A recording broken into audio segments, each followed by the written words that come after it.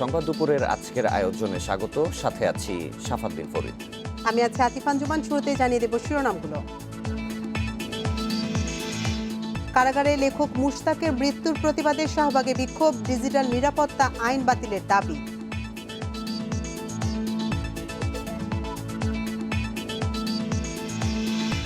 খুলনায় বিএনপি সমাবেশের অনুমতি দেয়নি পুলিশ। সন্ধ্যা ৬টা পর্যন্ত সব রুটে গাড়ি চলাচল বন্ধে যাত্রী ভোগান্তি।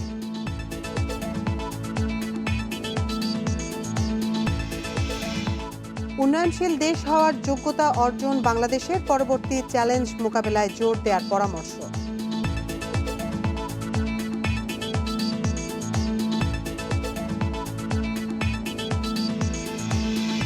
গোল্ডেন মনিরের ৩৮টি প্লট জব্দে রাজুককে দুদকের চিঠি। প্লটগুলোর কিছু বেদখল, বাকিগুলোতে অস্থায়ী স্থাপনা।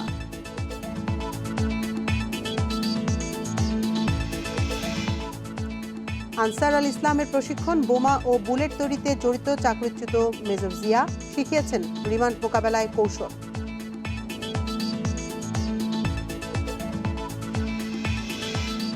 শিরোনামগুলো শুনছিলেন এতক্ষণ, চলে যাচ্ছে পুরো খবরে। কারাগারে লেখক মুশতাক আহমেদের মৃত্যুর প্রতিবাদে আজও শাহবাগে বিক্ষোভ করছে বিভিন্ন ছাত্র সংগঠনের নেতাকর্মীরা। এ সময় ডিজিটাল নিরাপত্তা আইন বাতিলের দাবি করেন তারা। এদিকে মুশতাকের মৃত্যুর ঘটনায় শুক্রবার রাতে ২ সদস্যের তদন্ত কমিটি গঠন করেছে গাজীপুর জেলা প্রশাসন। কারাবন্দী অবস্থায় লেখক মুশতাক আহমেদের মৃত্যুর প্রতিবাদ ও ডিজিটাল নিরাপত্তা আইন বাতিলের দাবিতে ঢাকা বিশ্ববিদ্যালয়ে বিক্ষোভ মিছিল ও সমাবেশ হয়েছে। শনিবার বেলা ১১টার দিকে টিএসসির সামনে থেকে বিক্ষোভ শুরু হয়। পরে ছাত্র ফেডারেশনের পক্ষ থেকে আগামী ১ মার্চ স্বরাষ্ট্র মন্ত্রণালয় এবং ৩ মার্চ প্রধানমন্ত্রীর কার্যালয় ঘেরাও কর্মসূচির ঘোষণা দেওয়া হয়। দলমত নির্বিশেষে সকল সংগঠন, রাজনৈতিক সংগঠন, সাংস্কৃতিক সংগঠন, লেখক সংগঠন, কবি সংগঠন, শিল্পী সংগঠন সবাইকে সম্মিলিতভাবে রুখে দাঁড়াতে হবে। সকাল থেকে অপ্রীতিকর পরিস্থিতি এড়াতে শাহবাগ ও ঢাকা বিশ্ববিদ্যালয় এলাকায় মোতায়েন রাখা হয় বাড়তি পুলিশ সদস্য। এর আগে রাতে পুলিশের কাজে বাধা ও হামলার অভিযোগে ছাত্র ইউনিয়নের ৬ জন ও সমাজতান্ত্রিক ছাত্র ফ্রন্টের একজনের নামে শাহবাগ থানায় মামলা করে পুলিশ। মুশতাকের মৃত্যুর ঘটনা তদন্তে ২ সদস্যের কমিটি গঠন করেছে গাজীপুর জেলা প্রশাসন। ২ কার্যদিবসের মধ্যে কমিটিকে প্রতিবেদন দিতে বলা হয়েছে। প্রাথমিকভাবে জেনেছি সে বাথরুমে গিয়ে পড়ে গেছে। এখন সেখান থেকে তাকে ডাক্তার দেখে রেফার করতে সময় নিয়েছে কিনা বা কি অবস্থা, এগুলোই আমার দেখার বিষয়। ডিজিটাল নিরাপত্তা আইনে কাশিমপুর কেন্দ্রীয় কারাগারে বন্দী ছিলেন লেখক মুশতাক আহমেদ। বৃহস্পতিবার অসুস্থ হয়ে পড়েন তিনি। পরে তাকে হাসপাতালে নেওয়া হলে চিকিৎসক মৃত ঘোষণা করেন। নুরে জান্নাত, ইন্ডিপেন্ডেন্ট নিউজ। বিএনপি সমাবেশকে ঘিরে আইনশৃঙ্খলা পরিস্থিতির অবনতির শঙ্কায় আজ সন্ধ্যা ৬টা পর্যন্ত খুলনা থেকে সব রুটে যান চলাচল বন্ধ রেখেছে পরিবহন মালিক সমিতি। এতে ভোগান্তিতে পড়েছেন যাত্রীরা। আজ খুলনায় বিএনপি সমাবেশ করার কথা রয়েছে। একে কেন্দ্র করে বিশৃঙ্খলার শঙ্কা রয়েছে শ্রমিকদের মাঝে। তারা যানবাহন চালাতে অনীহা প্রকাশ করায় শুক্রবার সন্ধ্যা ৬টা থেকে বাস চলাচল বন্ধের সিদ্ধান্ত নিয়েছেন পরিবহন শ্রমিক নেতারা। এদিকে কোনো ঘোষণা ছাড়াই বাস বন্ধে দুর্ভোগ বাড়ায় ক্ষোভ জানিয়েছেন সাধারণ যাত্রীরা।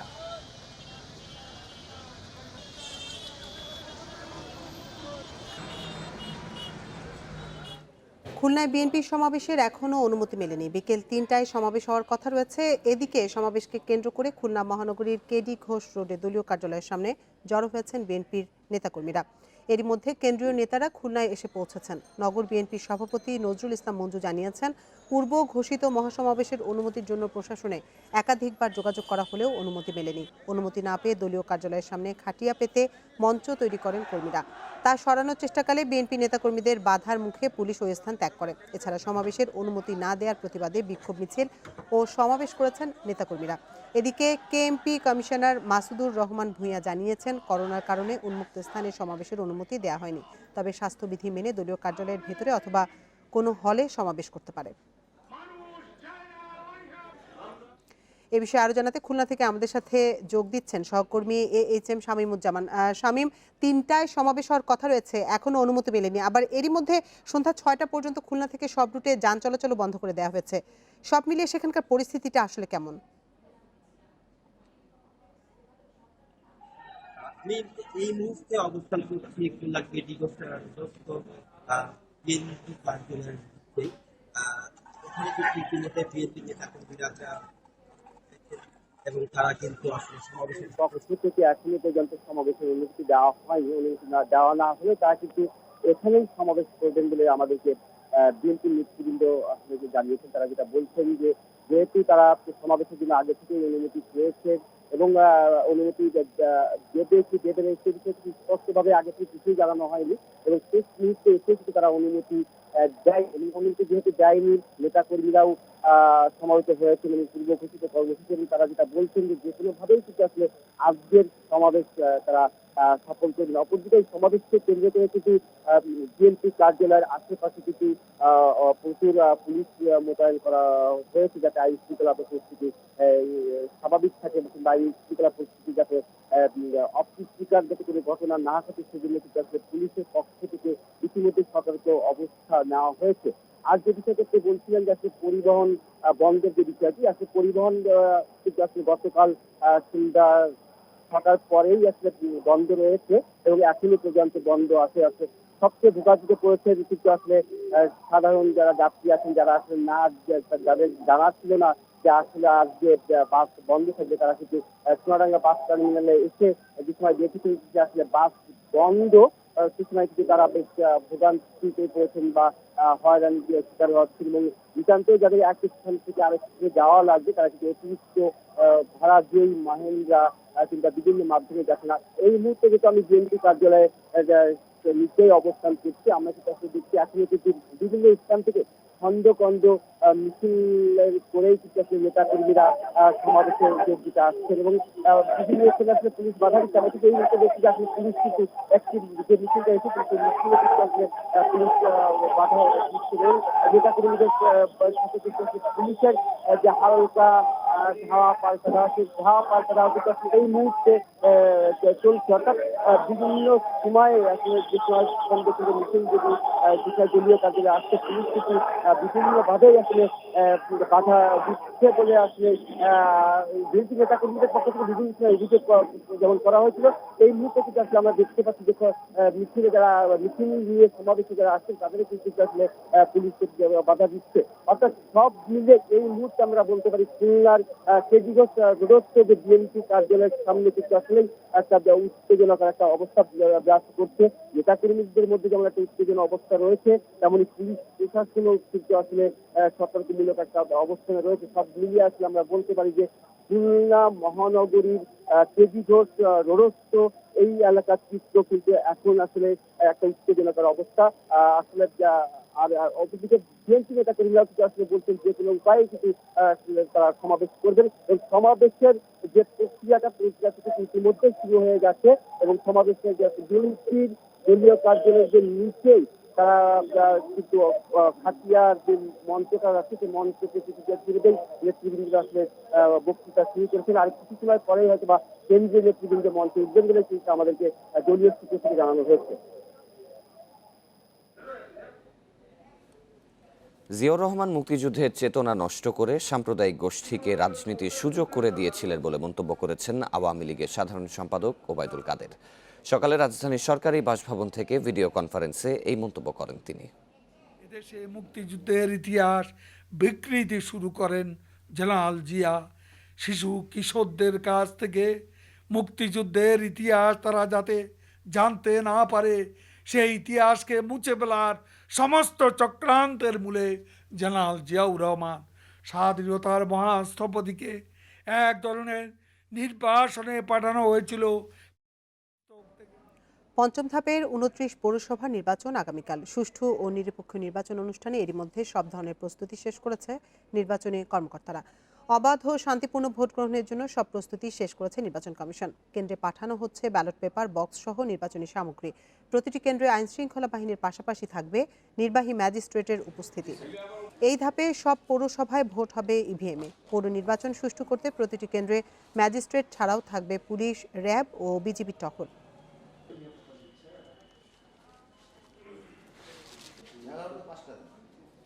স্বল্পোন্নত দেশের তালিকা থেকে বের হয়ে উন্নয়নশীল দেশ হওয়ার যোগ্যতা অর্জন করল বাংলাদেশ। এর ফলে 2026 সালে স্বল্পোন্নত দেশের শ্রেণী থেকে বেরিয়ে আসবে। জাতিসংঘের কমিটি ফর ডেভেলপমেন্ট পলিসি সিডিপির 5 দিনব্যাপী বৈঠকের শেষ দিনে বাংলাদেশকে চূড়ান্তভাবে এলডিসি থেকে উত্তরণের সুপারিশ করা হয়। এই স্বীকৃতিতে বাণিজ্য সুবিধা হারাবে বাংলাদেশ, যা মোকাবিলায় প্রস্তুতিতে জোর দেওয়ার পরামর্শ অর্থনীতিবিদদের। মাথাপিছু আয়, মানব সম্পদ ও অর্থনৈতিক ভঙ্গুরতা এই তিনটি সূচকের ভিত্তিতে স্বল্পোন্নত থেকে উন্নয়নশীল দেশে উন্নীত হওয়ার স্বীকৃতি দেয় জাতিসংঘ।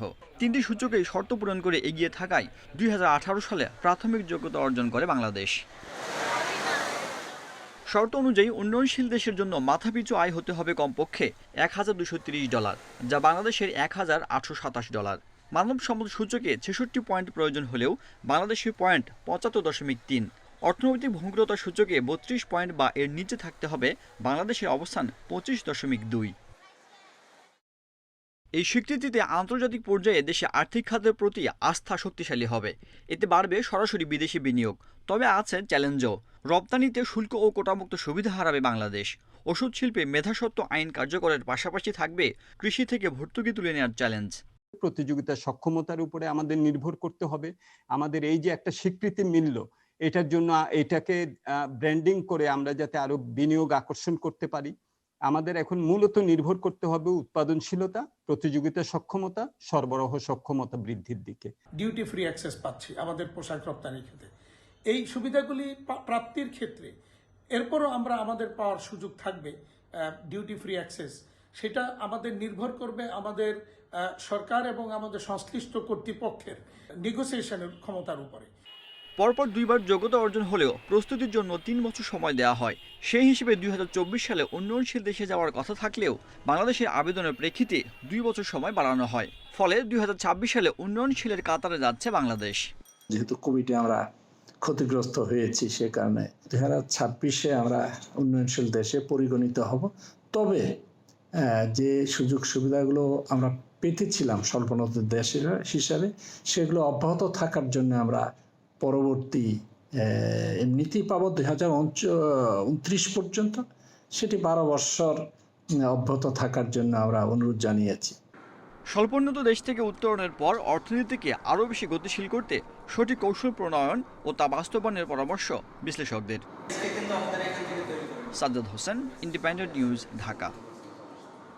বাংলাদেশ উন্নয়নশীল দেশের কাতারে গেলেও কৃষি খাতের উন্নয়নে সব ধরনের সহযোগিতা অব্যাহত থাকবে বলে জানিয়েছেন কৃষিমন্ত্রী ডক্টর আব্দুর রাজ্জাক। শনিবার রাজধানীর একটি হোটেলে জাতীয় পরিসংখ্যান দিবসের আলোচনা শেষে সাংবাদিকদের এ কথা জানান তিনি। ভর্তুকি আমার প্রশ্নই ওঠে না। আমরা ভর্তুকি আমরা বলি না, এটাকে আমরা বলি প্রণোদনা, আমরা বলি সহযোগিতা, আমরা বলি বিনিয়োগ। কৃষিতে আমাদের বিনিয়োগ অব্যাহত থাকবে। আমরা যান্ত্রিকরণে 50% আমরা দিচ্ছি, প্রণোদনা দিচ্ছি। তার অর্থ কি? তার অর্থ হলো এটা আমরা বিনিয়োগ করছি। এদিকে বাংলাদেশের উন্নয়নশীল দেশে উত্তরণ নিয়ে সংবাদ সম্মেলন করবেন প্রধানমন্ত্রী শেখ হাসিনা। বেলা 4টায় গণভবন থেকে ভিডিও কনফারেন্সে সাংবাদিকদের সঙ্গে কথা বলবেন তিনি। জাতিসংঘের কমিটি ফর ডেভেলপমেন্ট পলিসি সিডিপির পর্যালোচনা সভা হয় মধ্যরাতে। দেয়া হয় বাংলাদেশের উন্নয়নশীল দেশে উত্তরণে জাতিসংঘের চূড়ান্ত সুপারিশ। 2018 সালে বাংলাদেশ প্রথমবারের মতো এলডিসি থেকে উত্তরণের যোগ্যতা অর্জন করে।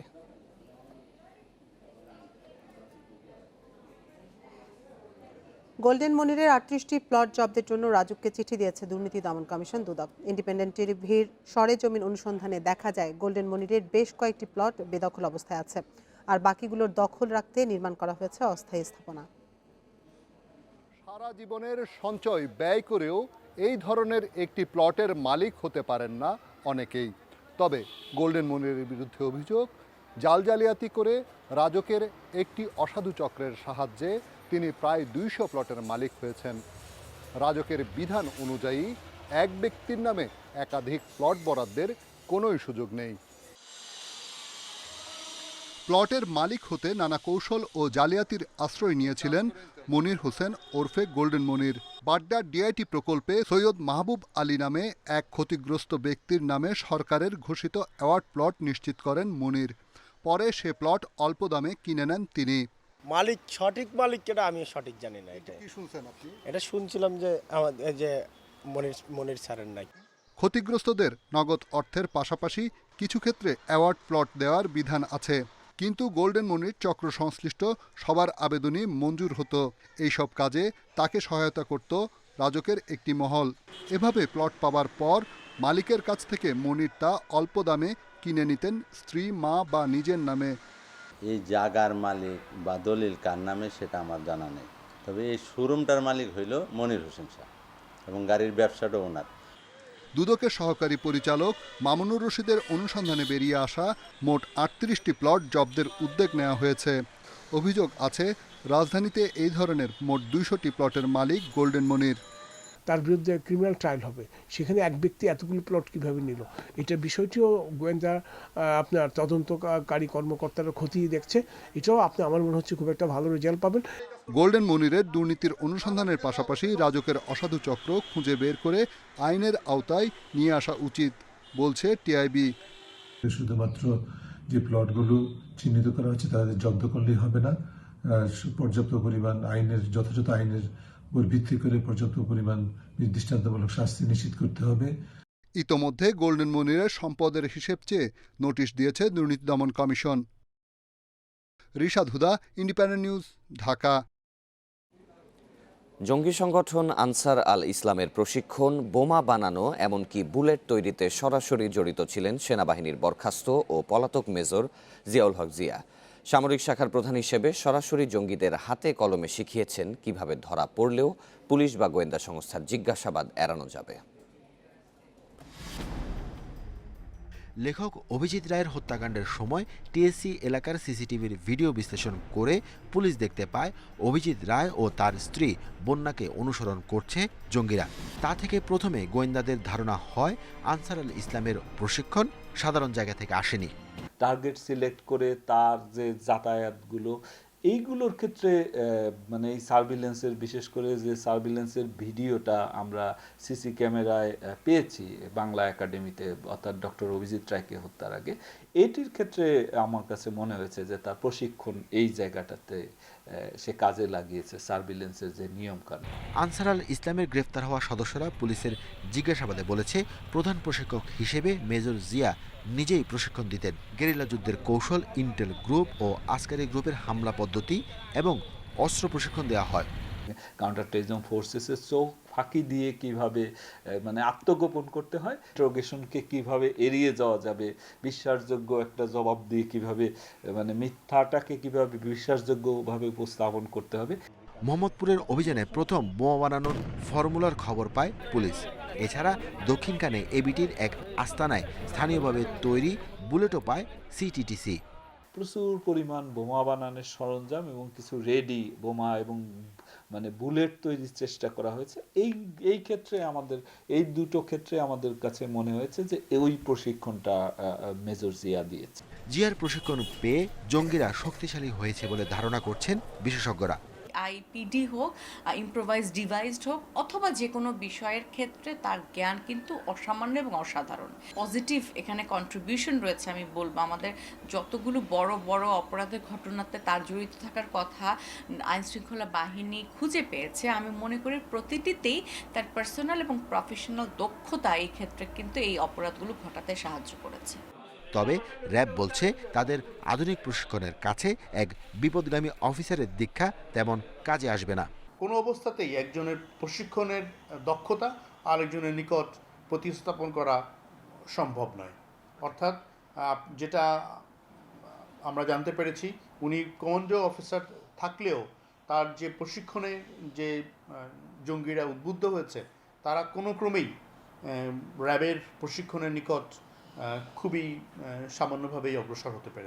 আইনশৃঙ্খলা রক্ষাকারী বাহিনী বলছে আনসার আল ইসলামের কিছু ট্রেনিং এখন অনলাইনে হচ্ছে, সেই বিষয়ে নজরদারি করছেন তারা। Arafatur Rahman, independent News, Dhaka. আপনারা দেখছেন বিরতিহীন সংবাদ দুপুর। সংবাদে আরো যা থাকছে। 2 যুগ পর আবারও আরিচা কাজিরহাট নৌ রুটের ফেরি চলাচল শুরু, বাড়তি চাপ কমে বঙ্গবন্ধু সেতু।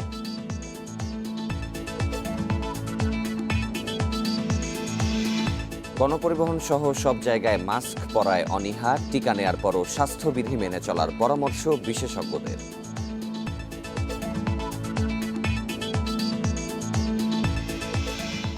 রাজধানীর ধানমন্ডির একটি বাসার ছাদ থেকে পড়ে মৌমিতা নামের এক শিক্ষার্থীর মৃত্যু হয়েছে।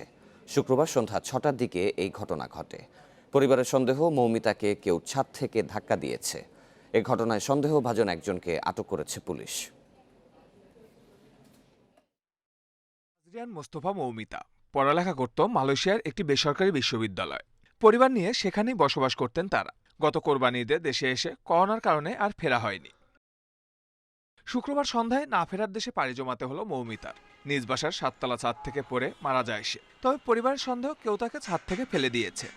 এত সুন্দর মেয়ে ছিল, এই কয়েকদিন আগে তাকে মালয়েশিয়া থেকে নিয়ে আসছে করোনার কারণে অনলাইনে ক্লাস দেশে থেকে ক্লাস করো। আত্মীয় স্বজনের দাবি, একই ভবনের কিছু ছেলে বেশ কিছুদিন ধরেই বিরক্ত করত তাকে। মৌমিতা পড়ে যাওয়ার সময় তারা ছাদেই ছিল বলে ধারণা তাদের। ও নাকি 7তলা থেকে ওকে ধাক্কা দিয়ে ফেলে দিয়েছে। পরে তখন আমি ডাউট করছি যে 7তলা থেকে আসলে পড়লে তো বাঁচে না।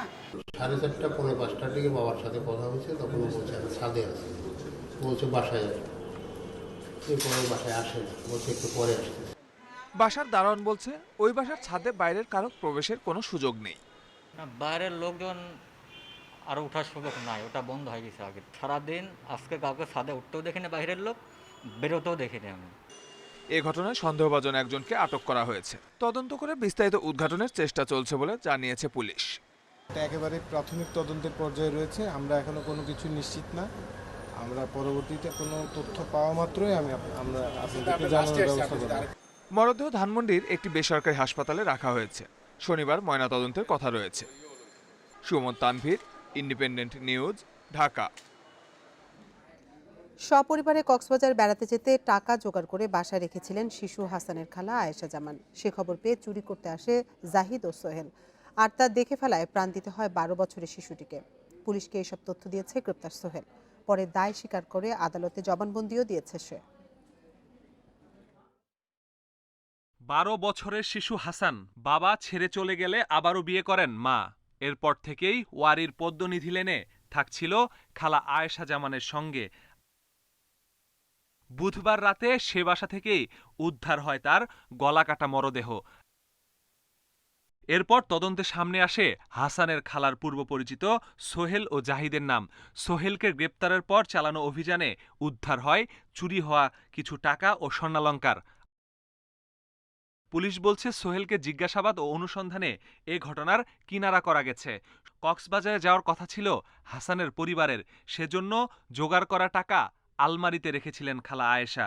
বিষয়টি জেনে তা চুরির এই ছেলেটা এক পাশে রুমে খেলা করতেছিল, তখন তারা আলমারি খুলে এই টাকাটা এবং স্বর্ণালংকার নিয়ে যায়। এইটা শব্দ পেয়ে যখন ভিকটিম ওই পাশের রুমে যায়, তখন এই ঘটনা দেখে ফেলে, তখন তারা নিবৃত্ত করার চেষ্টা করে, কিন্তু ওরা বুঝতে পারছে যে সে সব বলে দিবে। এই কারণে তারা প্রথমে ওই বাসারই রাখা চাকু দিয়ে তারা ঘুষ দেয়। ঘটনার পর থেকে আতঙ্কে বাসার অন্য বাসিন্দারা, আর দোষীদের দৃষ্টান্তমূলক শাস্তি চেয়েছে হাসানের পরিবার। পিকনিকে যাওয়ার কথা কক্সবাজারে, হাসান বাসায় ছিল, এই আর কি মনে করেন পরে এই ঘটনাটা ঘটছে। না অবশ্যই বিচার হওয়া উচিত, না তাদের ফাঁসি হওয়া উচিত। ছেলেটা খেলাধুলা করতো, প্রত্যেকদিন আমাদের সাথে কথাবার্তা হইতো। এখন হঠাৎ করে এমন একটা দুর্ঘটনা, এটা আসলে মেনে নেওয়ার মতো না। আতঙ্ক না, এই ধরনের ঘটনা এই এলাকায় ঘটেনি কখনো। এমন ঘটনা এড়াতে নগদ টাকা ও মূল্যবান জিনিস রাখায় আরো সতর্ক থাকতে বলছে police. Masudur Rahman, independent News, Dhaka. প্রায় 2 যুগ পর আবারও চালু করা হলো মানিকগঞ্জের আরিচা কাজিরহাট নৌ রুটের ফেরি চলাচল। এতে বঙ্গবন্ধু সেতুর উপর দীর্ঘ যানজটের ভোগান্তি কমবে সাধারণের। বেলা 10:30টায় নৌ প্রতিমন্ত্রী খালিদ মাহমুদ চৌধুরী আরিচা ফেরিঘাট থেকে ফেরি সার্ভিসের উদ্বোধন করেন। পরে বেগম রোকেয়া নামের ফেরিতে চড়ে নৌ প্রতিমন্ত্রী সহ সংশ্লিষ্টরা কাজিরহাট পরিদর্শনে যান। এছাড়াও মতিউর রহমান ফেরিটি 15টি ট্রাক নিয়ে আরিচা থেকে ছেড়ে যায়।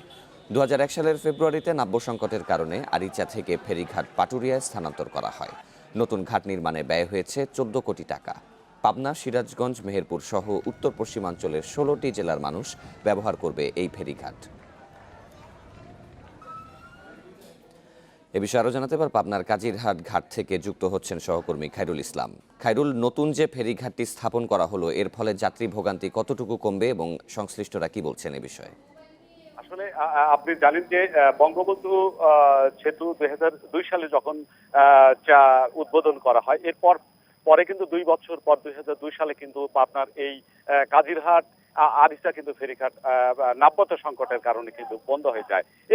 পর থেকেই কিন্তু পাবনা সহ উত্তরাঞ্চলের মানুষের একটি দাবি ছিল যে কাজিরহাট আরিচা ফেরিঘাট চালুর, এবং সেই দাবির পরিপ্রেক্ষিতে কিন্তু আজকে এই ফেরি ঘাটটি নৌ রুট চালু হলো, এবং এটি পাবনা সহ 16টি জেলার কিন্তু মানুষের কিন্তু প্রাণের দাবি কিন্তু পূরণ হয়েছে। তবে আমি সাধারণ মানুষের সঙ্গে কথা বলেছি, তারা বলছেন যে উত্তরাঞ্চলে যেহেতু বিভিন্ন ফসল সহ যে শীতকালীন সবজি সহ যে ফসল উৎপাদিত হয়, এটা কিন্তু রাজধানী ঢাকা সহ দেশের বিভিন্ন স্থানে কিন্তু তারা খুব সহজেই পারাপার করতে পারবেন, এবং তারা বলছেন যে যেহেতু যমুনা সেতুর চাপ দেখা দিয়েছে এবং চাপ রক্ষার্থে তারা খুব সহজেই রাজধানী ঢাকার সঙ্গে কিন্তু তারা খুব দ্রুত সময় 1 থেকে 1.5 ঘন্টার মধ্যে কিন্তু তারা পৌঁছাতে পারবেন বলে, এই নৌ রুট থেকে পার হতে পারবেন বলে তারা আমাদেরকে জানিয়েছেন। এতে কিন্তু সাধারণ মানুষ থেকে শুরু করে রাজনৈতিক ব্যক্তি এবং সাধারণ মানুষ থেকে শুরু করে সবাই কিন্তু উৎফুল্ল, আনন্দিত যে তাদের দাবি কিন্তু আজকে পূরণ হয়েছে। আপনি আমার পিছনে ঠিক দেখতে পাবেন যে এখন কিন্তু বেগম রোকিয়া নামের যে ফেরিটি রয়েছে সেটি কিন্তু এখন পারাপারের জন্য তৈরি হয়েছেন। অল্প সময়ের মধ্যে কিন্তু তারা কাজিরহাট থেকে আরিচার কিন্তু অভিমুখে রওনা হবেন, এবং এর আগে কিন্তু কিছুক্ষণ আগে নৌ পরিবহন মন্ত্রী কাজিরহাট উচ্চ বিদ্যালয় কেন্দ্রে কিন্তু এক আলোচনা সভায় বক্তব্য রেখেছেন, এবং এটার পরেই কিন্তু চালু হয়েছে আরিচা কাজিরহাট ফেরি চলাচল। এই ছিল আমার কাছে সর্বশেষ। এক সপ্তাহ ধরে চুয়াডাঙ্গায় ডায়রিয়ার প্রাদুর্ভাব বেড়েছে। দিনে 60 থেকে 80 জন করে নতুন রোগী ভর্তি হচ্ছে হাসপাতালে। চাপ বেড়ে যাওয়ায় মেঝে ও বারান্দায় রেখেও চিকিৎসা দিতে হচ্ছে। চিকিৎসকেরা বলছেন আবহাওয়া পরিবর্তনের কারণেই বেড়েছে ডায়রিয়ার প্রকোপ। হঠাৎ করেই চুয়াডাঙ্গায় বেড়েছে ডায়রিয়ার প্রকোপ। এক সপ্তাহ ধরে রোগী বাড়ছে জেলা সদর হাসপাতালে। প্রতিদিনই ভর্তি হচ্ছেন 60 থেকে 80 জন। এতে জায়গার সংকট দেখা দিয়েছে ডায়রিয়া ওয়ার্ডে। যে রুগীগুলা সিঁড়ি দিয়ে ওঠায় অপারেশন রুগী, সেই সিঁড়ি পর্যন্ত ডায়রিয়া রুগী। বড় রুগী ধরেন 15-20টার মতো আসে প্রতিদিন, আর বেশিরভাগই বাচ্চা আসে, কিন্তু আমাদের জায়গা স্বল্পতা। এই অবস্থায় রোগীদের রাখতে হচ্ছে মেঝেতে কিংবা ওয়ার্ডের বাইরের বারান্দায়ও। এছাড়া নানা সংকটে পড়ছেন রোগী ও তাদের স্বজনেরা। ডায়রিয়ার প্রকোপ বাড়ায় তারা একের পর এক এসে রোগী ভর্তি হচ্ছে। এরা সবারই বাড়ছে, একের বাচ্চাদের থেকে বড়দের থেকে সবারই ডায়রিয়াটা দেখা যাচ্ছে। একসঙ্গে এতজনকে চিকিৎসা দিতে গিয়ে হিমশিম খাচ্ছেন চিকিৎসক ও নার্সরা। আবহাওয়ার পরিবর্তনের কারণেই ডায়রিয়ার এই প্রাদুর্ভাব বলছেন তারা। এই অল্প জনবল দিয়ে আমরা চেষ্টা করছি যে কিভাবে এটা স্বাভাবিক পর্যায়ে আনা যায়। আমাদের পর্যাপ্ত পরিমাণে কলেরা স্যালাইন এবং ডায়রিয়া যেগুলো মেডিসিন লাগে সবই মজুদ আছে। তো এটা জলবায়ু পরিবর্তনের সাথে সাথে আস্তে আস্তে এটা স্বাভাবিক হয়ে যাবে। কর্তৃপক্ষ বলছে স্যালাইন ও ওষুধের কোনো সংকট নেই, তবে লোকবলের অভাবে পরিস্থিতি সামাল দেওয়া যাচ্ছে না।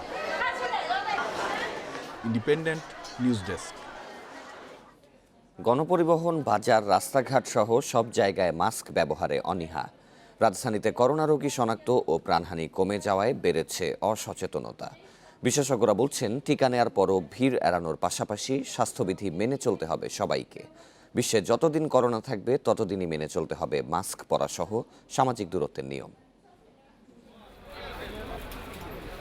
শুক্রবার সকাল 11টা, নিউ মার্কেটের চিত্র। ক্রেতা বিক্রেতা সহ অধিকাংশ মানুষই মাস্ক না পরে নিজেদের কাজে ব্যস্ত। একই অবস্থা রাজধানীর গণপরিবহন, কাঁচাবাজার, রাস্তাঘাট সহ সব জায়গায়। মাস্ক না পরে রাস্তায় নামার নানা অজুহাত তাদের।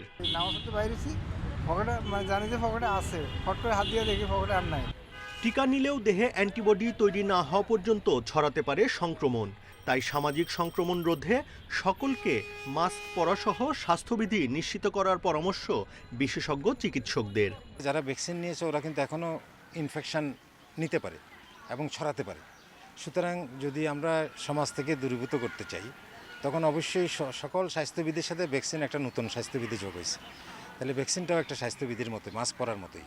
এই জন্য মাস্ক বাদ দেওয়াটা হচ্ছে সামাজিক সংক্রমণ বাড়িয়ে দেওয়া, সমাজের ক্ষতি করা। ভ্যাকসিন নেবেন তো বটেই, সবাই নেবেন, 2টা ডোজই নিতে হবে, সময় মতো নিতে হবে, কিন্তু স্বাস্থ্যবিধি আমাদের কিন্তু মেনে চলতেই হবে পুঙ্খানুপুঙ্খ। কেউ ভ্যাকসিন নিলেও মানতে হবে, না নিলেও মানতে হবে।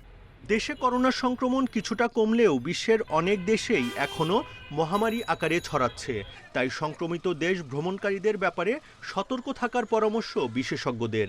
আমাদের দেশে কমলেও যে সমস্ত দেশে এটার সংক্রমণ এখনও বেশি, ওই দেশ থেকে যদি আবার আমদানি করে যারা আসেন তারা যদি নিয়ে আমাদের ছড়ায় দেয়, তাহলে কিন্তু আমাদের ঝুঁকি সেটাও রয়ে গেছে আর কি।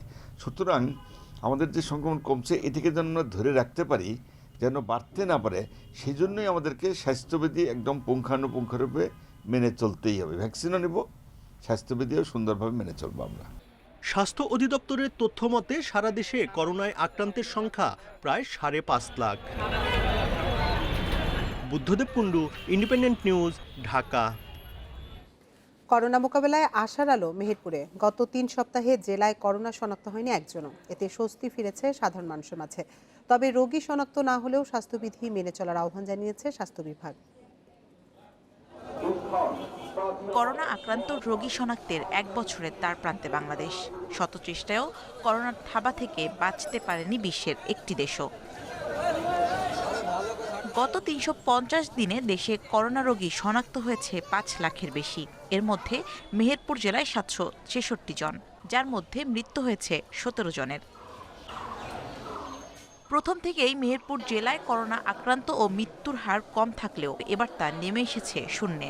ফেব্রুয়ারি মাসের 26 দিনে এই জেলায় নমুনা পরীক্ষা করা হয়েছে 157 জনের। তবে করোনা শনাক্ত হননি একজনও। এতে স্বস্তি ফিরে এসেছে জনমনে।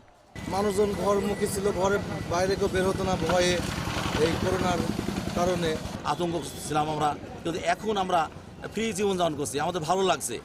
এরই মধ্যে জেলা জুড়ে শুরু হয়েছে করোনার টিকাদান কর্মসূচি। প্রথম দিকে অনেকে করোনার টিকা নিতে না চাইলেও এখন প্রতিদিনই বাড়ছে টিকা গ্রহণকারীর সংখ্যা। টিকা দিলাম, এখন তো মনে হইতেছে আমার মানুষের সাথে মিশতে পারবো, বাজাইতে পারবো। খুব ভালো লাগছে, আমি খুব ভালো আছি।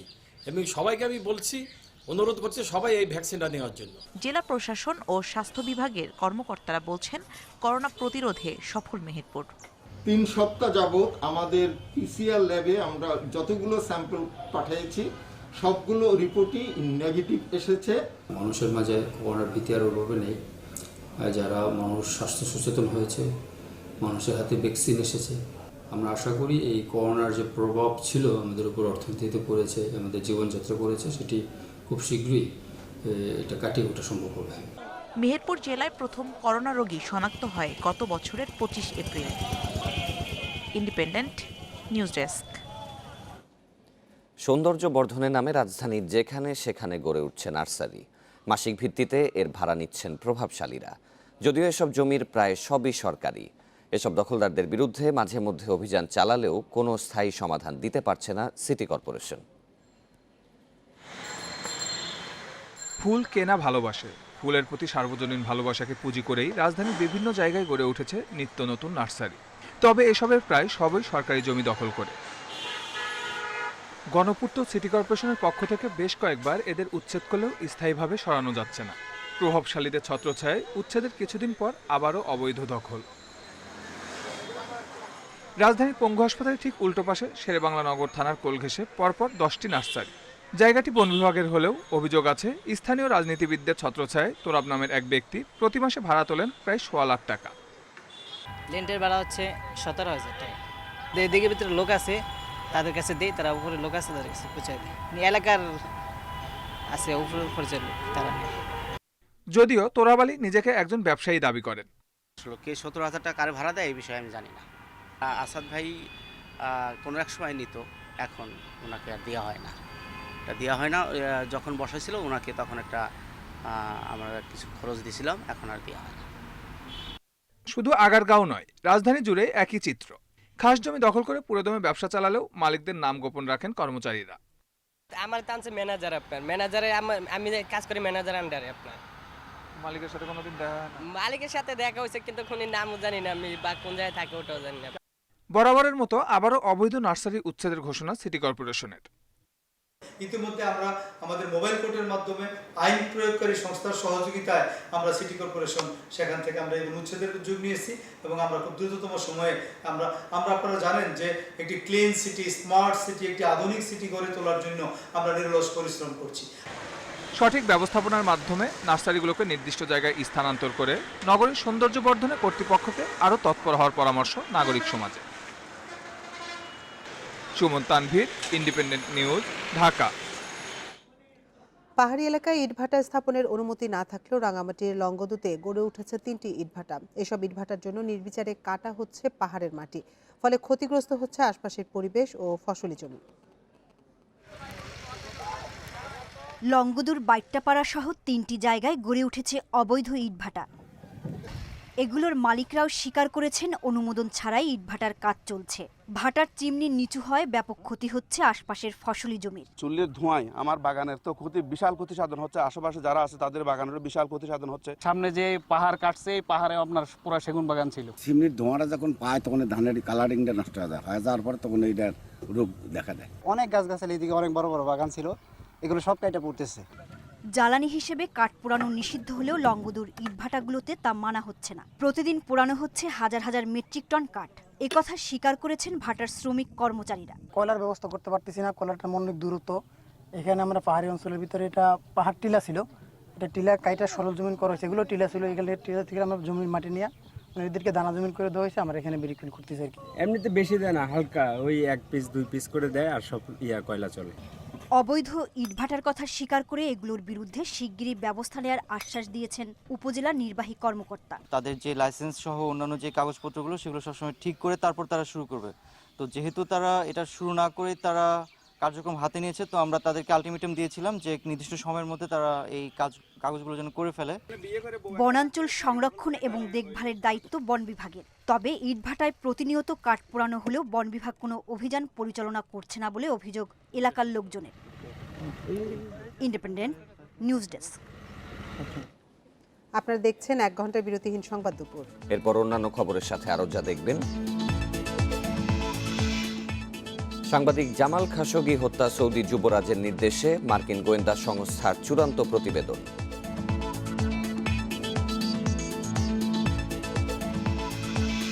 আহমেদাবাদে টেস্টের উইকেট নিয়ে বিতর্কে নতুন মোড়, আইসিসিতে অভিযোগের চিন্তা ইংলিশদের।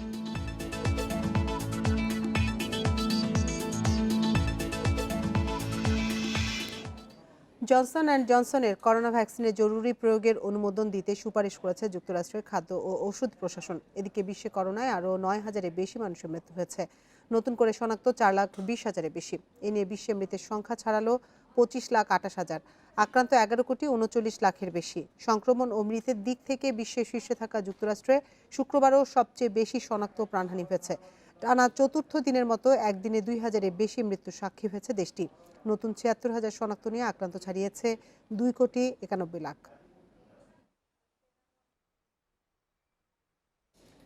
নাইজেরিয়ার একটি স্কুল থেকে 3 শতাধিক শিক্ষার্থীকে অপহরণ করেছে বন্দুকধারীরা। পুলিশ জানায় দেশটির উত্তর পশ্চিমাঞ্চলীয় জামফারা রাজ্যে শুক্রবার এই ঘটনা ঘটে। শিক্ষকের বরাতে বার্তা সংস্থা পাঞ্চ জানায় মোটরসাইকেল ও পিকআপে করে বন্দুকধারীরা জাঙ্গেবে শহরের ওই স্কুলটিতে হামলা চালায়। তাদের কেউ কেউ নিরাপত্তা বাহিনীর পোশাকেও ছিলেন। শিক্ষার্থীদের জোর করে গাড়িতে তুলে নেয় তারা।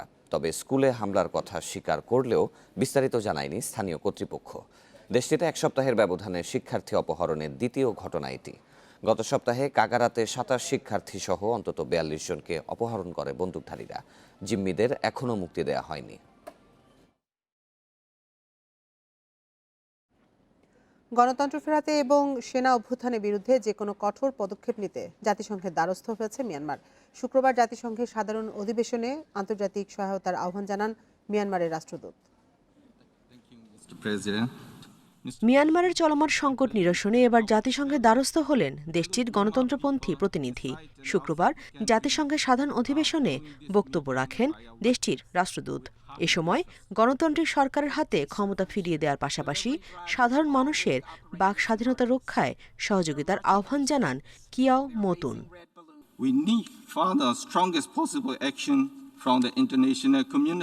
মিয়ানমার সেনাবাহিনীর বিরুদ্ধে এই মুহূর্তে কার্যকর কঠোর পদক্ষেপের প্রয়োজন।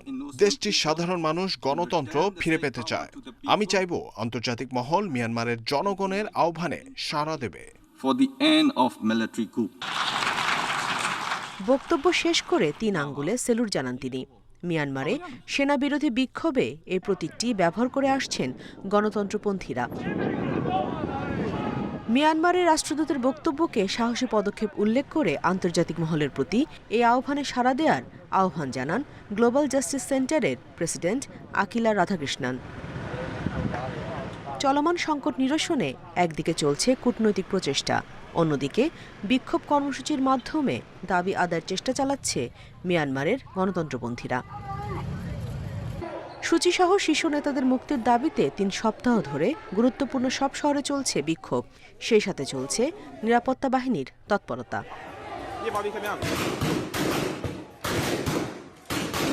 বিক্ষোভকারীদের ছত্রভঙ্গ করতে কাঁদানে গ্যাস, রাবার বুলেট ও স্টান গ্রেনেড ব্যবহার করে পুলিশ। এ সময় আহত হয় বেশ কয়েকজন। Nusrat Serin, Independent News. সাংবাদিক জামাল খাশোগি হত্যায় নির্দেশ দিয়েছিলেন সৌদি যুবরাজ মোহাম্মদ বিন সালমান। শুক্রবার যুক্তরাষ্ট্রের গোয়েন্দা সংস্থার চূড়ান্ত তদন্ত প্রতিবেদনে এই তথ্য প্রকাশিত হয়। এই প্রতিবেদন অস্বীকার করে একে মিথ্যা ও বানোয়াট বলে সমালোচনা করেছে সৌদি আরব। 2018 সালের অক্টোবরে তুরস্কের ইস্তাম্বুলের সৌদি কনসুলেটে নিহত হন সাংবাদিক জামাল খাশোগি। স্থানীয় সহযোগীদের মদদে নষ্ট করা হয় তার মরদেহ। শুরু থেকে সৌদি যুবরাজের কট্টর সমালোচক খাশোগির হত্যার জন্য সৌদি ক্রাউন প্রিন্সকেই দায়ী করে আসছিলেন তার পরিবার ও মানবাধিকার কর্মীরা। 2018 সালে সিআইএর প্রতিবেদনে উঠে আসে যুবরাজ সালমানের জড়িত থাকার তথ্য। শুক্রবার যুক্তরাষ্ট্রের গোয়েন্দা সংস্থার চূড়ান্ত তদন্ত প্রতিবেদনও বলছে, সৌদি যুবরাজ মোহাম্মদ বিন সালমানের নির্দেশেই হত্যা করা হয় সাংবাদিক জামাল খাশোগিকে। গোয়েন্দা প্রতিবেদন বলছে, খাশোগিকে হত্যা বা জিম্মি করার পরিকল্পনায় অনুমোদন দিয়েছিলেন যুবরাজ সালমান। যুবরাজের জড়িত থাকার তথ্য প্রকাশ করলেও তার বিরুদ্ধে কঠোর কোনো পদক্ষেপ নেয়নি বাইডেন প্রশাসন। তবে এই ঘটনায় জড়িত মোহাম্মদ সালমানের ঘনিষ্ঠদের ওপর ভ্রমণ ও অর্থনৈতিক নিষেধাজ্ঞা দিয়েছে মার্কিন প্রশাসন। এই প্রতিবেদন অস্বীকার করে একে মিথ্যা ও বানোয়াট বলে সমালোচনা করেছে সৌদি আরব। খাশোগি হত্যার দায়ে সৌদির একটি আদালত দেশটির 5 জন নাগরিককে মৃত্যুদণ্ড দেয়। পরে তাদের সাজা কমিয়ে 20 বছরের কারাদণ্ড করা হয়। Nusrat Serin, Independent News. আহমেদাবাদ টেস্টের উইকেট নিয়ে বিতর্কে এসেছে নতুন মোড়। আনুষ্ঠানিকভাবে আইসিসির কাছে অভিযোগ করার কথা ভাবছে ইংলিশ ম্যানেজমেন্ট। এদিকে আহমেদাবাদের উইকেটের পুরো রেটিং পাওয়া উচিত কিনা, এই ইস্যুতে 2 ভাগে বিভক্ত ক্রিকেট বিশ্ব। আহমেদাবাদে যা হয়েছে তা ব্যাখ্যা করা কঠিন। মোতেরা শুষ্ক চির খাওয়া উইকেটে মাতম 48 ঘন্টা ঠিকঠাক না পেরোতে। মাইনফিল্ড বলা হয়তো বাড়াবাড়ি, তবে স্পিনিং ট্র্যাকের উপাধিটাও কম হয়ে যাচ্ছে। পরিচিত ট্র্যাকে দুর্ধর্ষ আশ্বিন প্যাটেলরা, অকেশনাল রুট্রপ প্রায় অপ্রতিরোধ্য। আহমেদাবাদ টেস্টে উইকেটের এমন আচরণ সত্ত্বেও সেই অর্থে নেই সমালোচনা।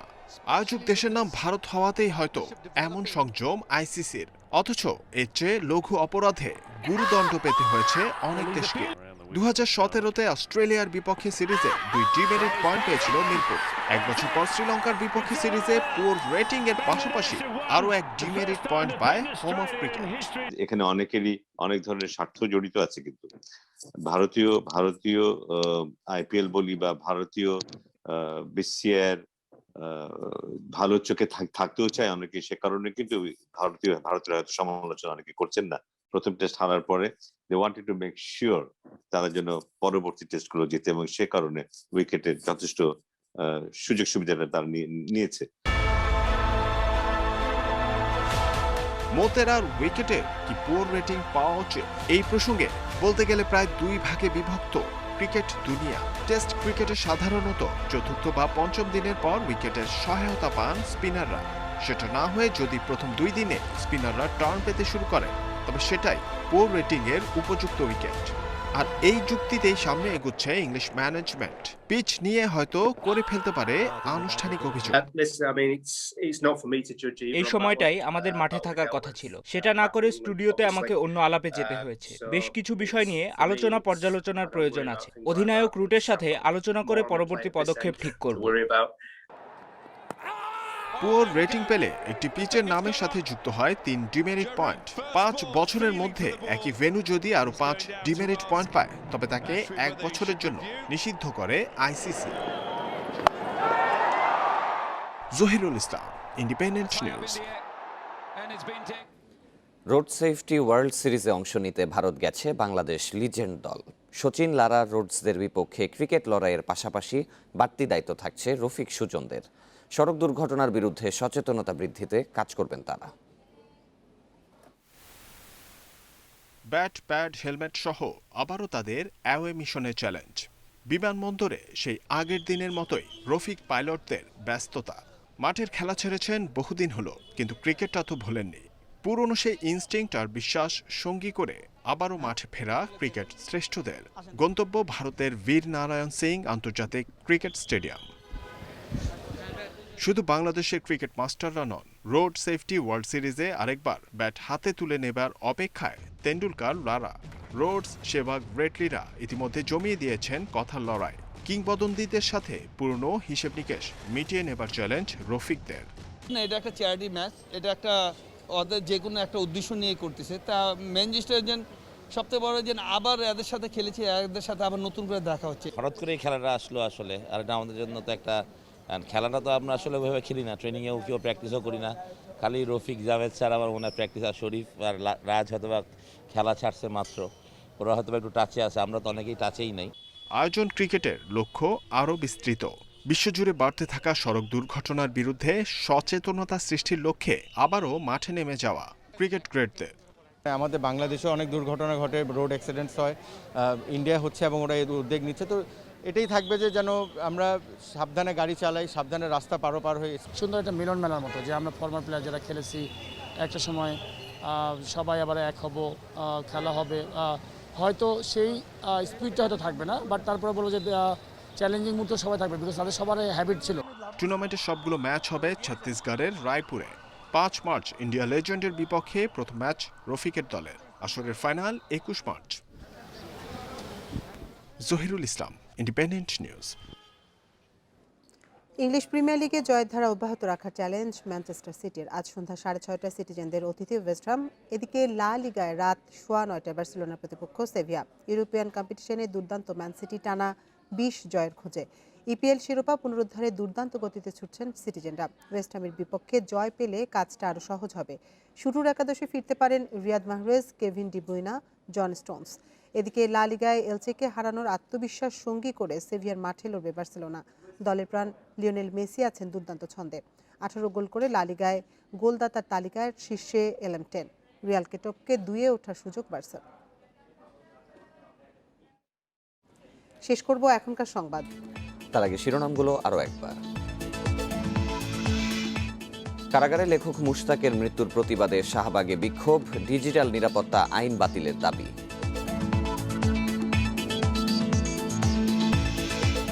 খুলনায় বিএনপির সমাবেশের অনুমতি দেয়নি পুলিশ। সন্ধ্যা 6টা পর্যন্ত সব রুটে গাড়ি চলাচল বন্ধে, যাত্রী ভোগান্তি।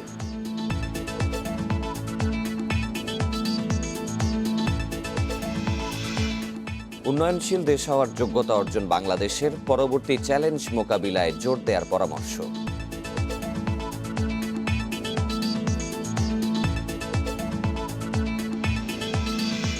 গোল্ডেন মনিরের 38টি প্লট জব্দে রাজুককে দুদকের চিঠি। প্লটগুলোর কিছু বেদখল, বাকিগুলোর অস্থায়ী স্থাপনা।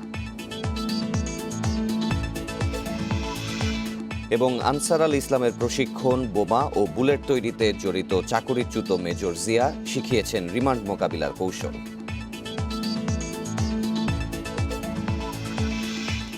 আর এই ছিল 1 ঘন্টার বিরতিহীন সংবাদ দুপুরে। ইন্ডিপেন্ডেন্ট টেলিভিশনের সব খবরে বিস্তারিত জানতে চোখ রাখুন ফেসবুক, ইউটিউব এবং টুইটারে। এতক্ষণ সাথে থাকার জন্য ধন্যবাদ সবাইকে।